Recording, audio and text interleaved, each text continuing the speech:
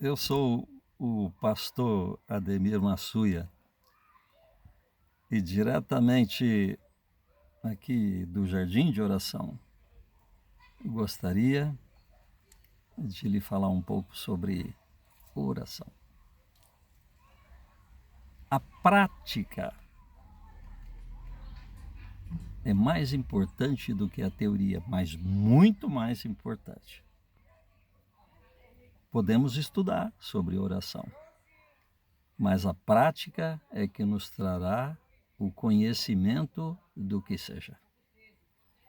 Eu já li livros sobre oração, alguns muito bons, de gente que você vê que realmente orava. Às vezes não era o escritor, não, mas a pessoa de quem ele falava era realmente gente que orava. E por isso deixaram um trabalho significativo na área do reino. Porque sem o Senhor Jesus, nós nada podemos fazer. E no dia a dia, nós impomos o nosso ego, o nosso eu. E fica excluída, portanto, a ação do Senhor. Por isso produzimos pouco e às vezes ainda de baixa qualidade. Imaginando que estamos fazendo grandes coisas, que estamos nos exercitando bastante, que estamos suando a camisa, e o resultado não é bom, é pífio. Primeira coisa, então, sobre oração, você poderia, quem sabe, esquecer das muitas definições que você ouviu da teoria e partir para a prática. Separe tempo para estar com o Senhor. Por exemplo, se você tiver um jardim de oração como eu tenho, né? É meu, para serviço do reino, para serviço de muitos. Se quiser vir aqui, é bem-vindo. Eu estou aqui na Vila Santa Fé, em Pirassununga. Se você tiver um lugar, portanto, empregue esse lugar. Se você não tiver, segue o conselho do Senhor Jesus. Entra em teu quarto, fecha a porta e fala a teu pai que vem em secreto. E o teu pai que vem em secreto te recompensará. Quando você entrar no seu quarto, aqui digo eu, faça o seguinte, diga o seguinte ao Senhor: Senhor, hoje eu tenho 5 horas dedicados ao Senhor e aqui estarei. Se você puder, diga a ele: Senhor, hoje eu estou sem prazo. Eu provavelmente vou permanecer aqui um dia ou o tempo que o Senhor me aceitar diante de ti em oração. Eu quero passar esse tempo na tua presença.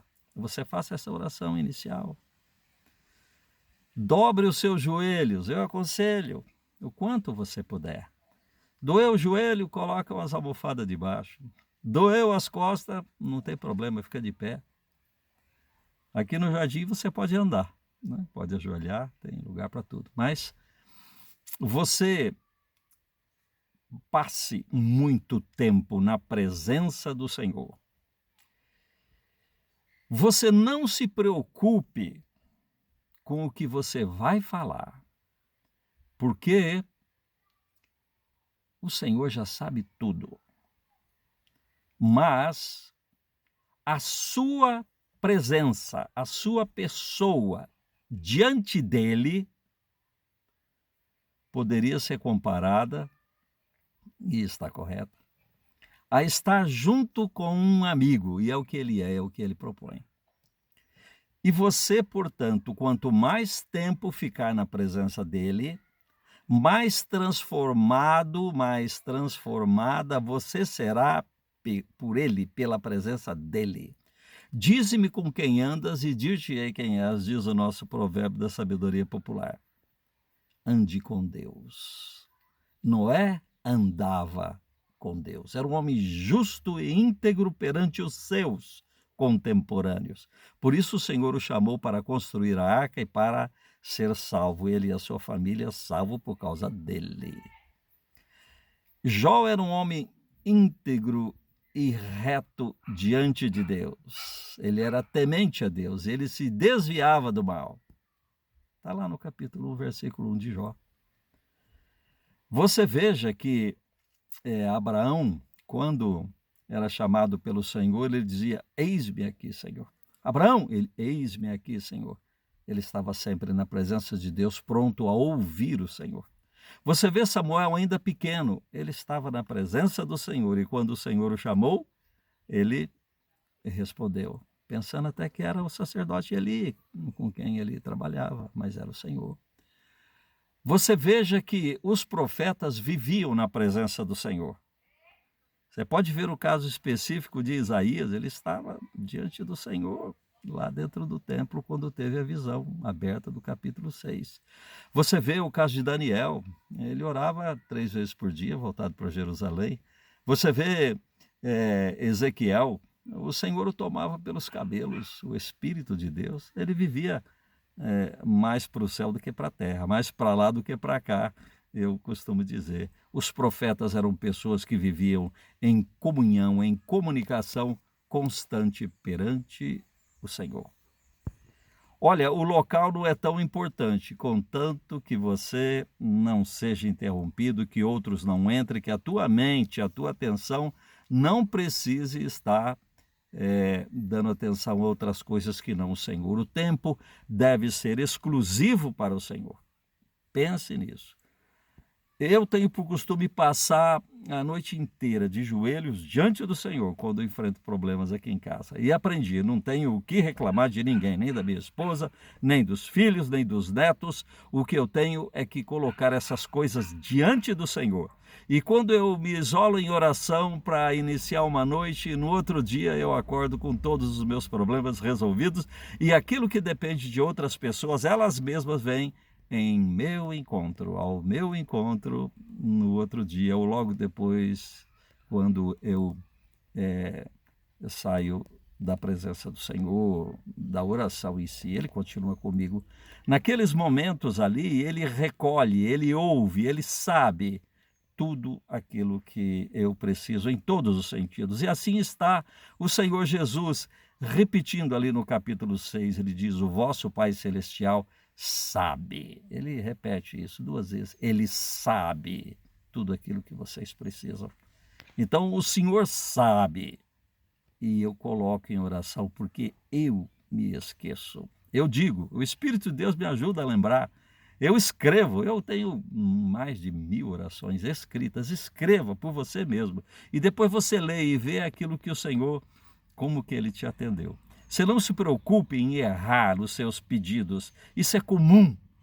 Por isso que Ele nos ensinou a oração do Pai Nosso, e não do servo nosso, e não do empregado nosso, e não do irmão nosso, e nem mesmo do noivo, da noiva, mas a do Pai Nosso. Porque quando uma criança, um bebê, uma criança pequena se aproxima do seu pai e diz: papai, papaizinho querido, é assim que é o Abba, que é a primeira palavra ali da oração nosso.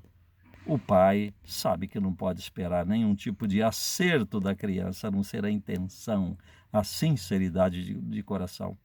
Quando você se levanta da oração, todos os seus problemas estão resolvidos. Viver continuando na presença do Senhor.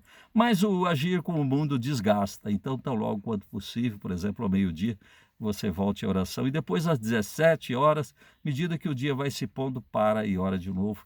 É uma experiência que eu tenho e tem sido muito boa. Nós falaremos muito ainda sobre oração, mas fica essa orientação para você segura. Não tenho a mínima dúvida do que digo. Separe tempo para o teu Deus. Entra no teu quarto, ou onde você puder. Às vezes, dentro do carro. Eu estou aqui dentro da minha caminhonete. Esta noite agora, a hora que eu fui deitar, me despedi da minha esposa. Está uma noite de lua cheia linda, o ar limpo, lua cheia, coisa bonita. Eu adorei o Senhor. Depois entrei na caminhonete, reclinei o máximo que eu pude o banco e passei a pronunciar: Jesus, Jesus, Jesus querido, e fui transferindo tudo que eu tenho, abrindo a minha alma. Oração é abrir o íntimo perante o Senhor. você faça isso mesmo calmamente. E se eu dormir? Ótimo, é bom que a tua mente descansa. Está lá em Cântico dos Cânticos, capítulo 5, versículo 2. Eu dormia, mas o meu coração velava. Eis o meu noivo que bate à porta. Então você abre e você passa a noite na presença dele. No outro dia você é uma nova criatura. As pessoas te veem, acham você simpático, bonito mesmo, mas é a presença do Senhor que está sendo irradiada através do seu ser. Você separe tempo para estar com o seu Deus, perante o seu Deus. A presença dele transforma a sua e você não nota. No outro dia você é uma nova pessoa. Falaremos ainda mais sobre essas coisas. Deus te abençoe.